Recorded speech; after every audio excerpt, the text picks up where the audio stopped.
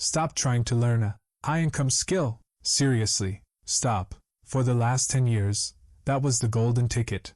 We were all told, learn to code, learn to write copy, learn graphic design. If you get good at a skill, you'll be rich. Yeah, I know. That's exactly what everyone told us, right? In 2024, that was true. In 2026, it is a trap. Look at the market right now. The junior versions of those jobs are gone. The mid-level versions are barely hanging on. Artificial intelligence didn't just come for the blue-collar jobs. It came for the smart ones first. It came for the people who thought their degrees were a shield. Trust me, I felt the sting of that myself. If your plan for wealth is, I will be the person who does the thing, you are betting against a machine that gets smarter, faster, and cheaper every single week. You can't out-type an LLM. You can't out-design a render engine. Competence is no longer a differentiator. Competence is now a commodity. It is practically free. This is why you feel that pressure in your chest when you look at job postings. You see the salaries dropping. You see the requirements rising. You feel like the walls are closing in because, mathematically, they are. Yeah, it's like the rules of the game just changed overnight. The economy isn't crashing.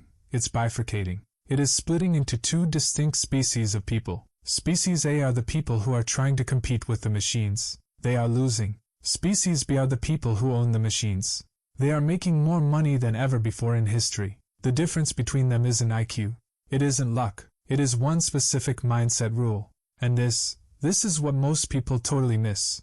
Most people will watch this video and do nothing because they are trained to be passive. And if that reaction makes you uncomfortable, that's kind of the point. We live in an era of algorithmic serfdom. Think about your day today. You woke up. You checked a feed curated by an AI. You worked on software owned by a megacorp.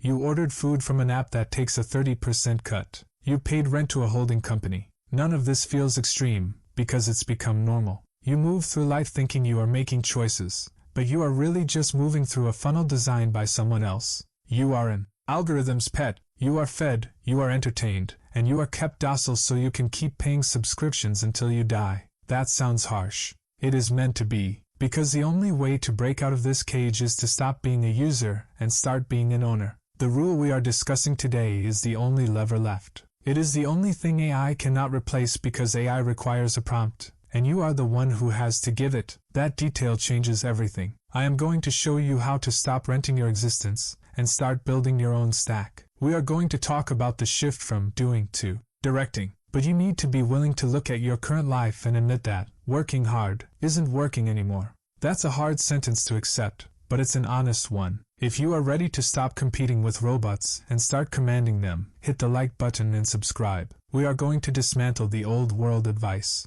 Right now, let's look at why you actually feel broke, even if you make decent money. The modern economy has shifted from an ownership model to a rental model, and you walked right into it without reading the terms of service. In the medieval era, a serf lived on land he didn't own, used tools he didn't own, and gave the majority of his harvest to the Lord. In 2026, you live in an apartment you rent, you drive a car on a lease, you watch movies on a subscription, and you use software that bills you monthly. You don't own your life. You subscribe to it. This is the renter mindset. It is the default setting of the poor and the middle class. Corporations realized a decade ago that selling you a product once is bad business. If they sell you a DVD, they get paid once. If they sell you a stream, they get paid forever. They engineered a world where you own nothing and pay for everything forever. The trap is that it feels convenient. It feels low friction. But look at the math. Every month, your income hits your account, and before you can even touch it, it is stripped away by 20 different automated hands. You are not building equity. You are just a pass-through entity. You are a pipe that money flows through, not a bucket where money stays. The mindset rule we are getting to is about stopping this flow. But you can't stop it if you are comfortable with it. And that is the second part of the trap.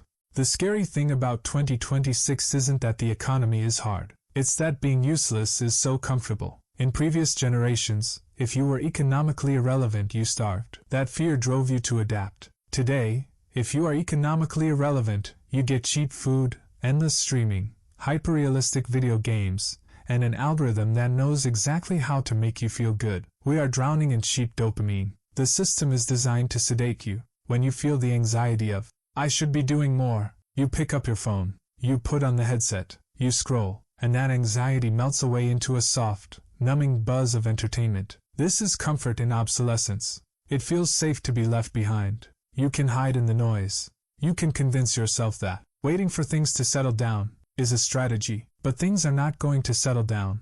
The gap between the people who are building the future and the people who are consuming it is widening at Mach speed. If you are using entertainment to hide from the reality that your career path is dead, you are digging your own grave with a controller in your hand. You are trading your future sovereignty for a few hours of numbness today. And for the ambitious ones, the ones who aren't just watching Netflix, you have a different trap, a smarter trap: input addiction. You think you are being productive because you are learning. You listen to 3 podcasts a day. You watch tutorials. You save threads. You have a second brain, full of notes you never look at.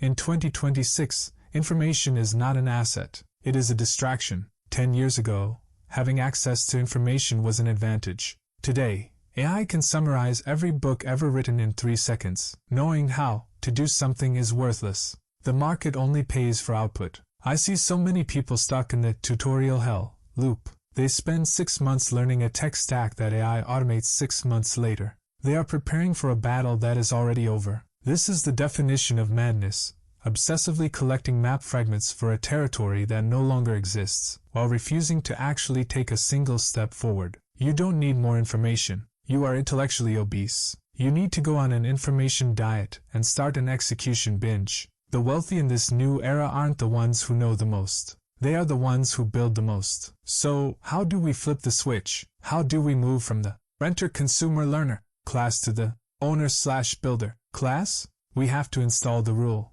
Here is the rule. It is simple, but it is terrifying if you are on the wrong side of it. In an age of infinite leverage, the value of operating falls to 0, and the value of owning goes to infinity. Let me break that down. For the last century, you got paid to operate. You operated a machine in a factory. You operated a spreadsheet in an office. You operated a truck on the highway. You were a cog. But in 2026, software is the ultimate operator. It doesn't sleep. It doesn't complain. It doesn't need health insurance.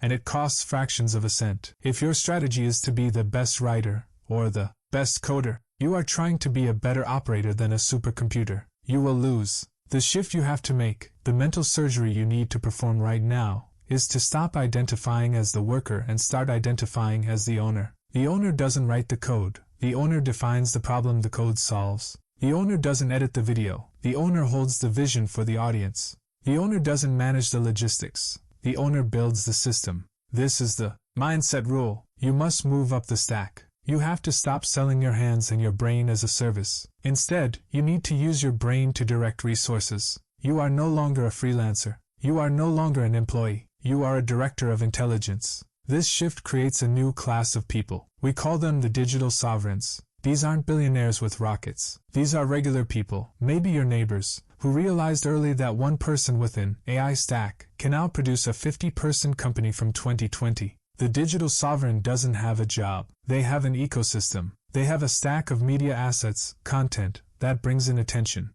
They have a stack of code, products, that captures value. They have a stack of agents, AI, that handles the fulfillment. They are a one-person conglomerate. This is the most important concept of 2026, the collapse of the firm. You used to need a chaotic office full of people to run a business. Now you just need a laptop, an API key, and a vision. The barrier to entry has collapsed, but the barrier to success has shifted. It used to be capital, now it's clarity. The digital sovereign wins because they have the clarity to ask the right questions. The AI provides the answers. The sovereign provides the direction. If you are waiting for a boss to tell you what to do, you are already obsolete. The sovereign is the one telling the machines what to do, and this leads to the ultimate freedom, decoupling. Your parents told you, time is money. That is the poor pattern talking. Time is not money. Time is life. Money is a tool. If you have to trade time to get money, you are running a losing trade. You are trading a non-renewable resource, your life, for a renewable one, cash. The digital sovereign uses the 2026 tech stack to break this link permanently. When you deploy a digital agent, a piece of content, a software tool, an automated workflow, that agent works 24/7. It works while you sleep. It works while you are on vacation. This isn't about passive income, in the old 2020 sense of buying a dividend stock. This is about active automated income. You build the machine once. The machine runs forever. In 2026, your income should not be a reflection of how hard you work today. It should be a reflection of how smart you built yesterday. If you are sweating to make rent, you are doing it wrong. You are trying to carry the water in your hands instead of building a pipe. So, the philosophy is clear. Be the owner. Be the sovereign. Build the pipe. But what does that actually look like on a Tuesday morning? How do you actually do this if you have $0 and zero audience? We need a protocol. We need to take this high-level theory and drag it down into the dirt of reality. You have the theory. Now you need the practice. The first step is a brutal audit of your life. Ask yourself, in the last 24 hours, did I build anything that I own? If the answer is no, you are in the danger zone. Most of you are. Digital sharecroppers. You build your entire reputation on Twitter or YouTube or Instagram. You don't own that audience. The algorithm owns them. If the platform changes the rules tomorrow, you lose everything. The protocol: stop renting land. Start building a fortress. Own the data. Move every follower you can onto an email list or a private community. An email address is an asset. A follower is just a vanity metric. Own the brand. Stop being a fan. Start being a voice. If you consume content for 2 hours, you owe yourself 2 hours of creation. Write, record, code. Own the name. Your name is the only currency that doesn't inflate. Protect it. Build it. If you aren't building equity in your own name, you are building equity for Mark Zuckerberg or Elon Musk. Stop working for them for free. Here is the specific tactical move for 2026. Don't try to build a business yet. That's too big. Build one single agent. Identify one repetitive, annoying task in your life or business. Maybe it's research. Maybe it's customer service. Maybe it's organizing data. Don't do it yourself, and don't hire a human to do it. Spend this weekend building a workflow that does it automatically. Use the tools available. Chain together the LLMs. Build a personal intern that never sleeps. If you are a writer, build an agent that researches news and summarizes it for you. If you are a trader, build an agent that scans charts and alerts you. If you are a creator, build an agent that repurposes your video into tweets and blogs. This is how you start. You clone yourself. 1 agent is a toy. 10 agents is a team. 100 agents is an empire. You don't need venture capital. You need to spend Saturday night talking to an API instead of watching a movie. We are at the end. The video is over. And now you have a choice. This isn't a rhetorical device. This is your life. The world is splitting. On one side, you have the legacy humans. They are comfortable. They are entertained. They are waiting for the government or a corporation to save them. They will spend the next 10 years complaining that AI took their job, not realizing they gave it away by refusing to adapt. On the other side, you have the sovereigns, the architects, the people who looked at this new world not with fear, but with hunger. The sovereigns know that chaos is a ladder. They are climbing it right now while everyone else is arguing on the ground floor. You don't have time to wait. The cement is wet, but it is drying fast. The positions being taken right now, in 2026, will determine who owns the next decade. Do not let this moment pass you by. Do not let the distraction machine win. Close the apps. Open the tools. Build something that matters. I'll see you at the top.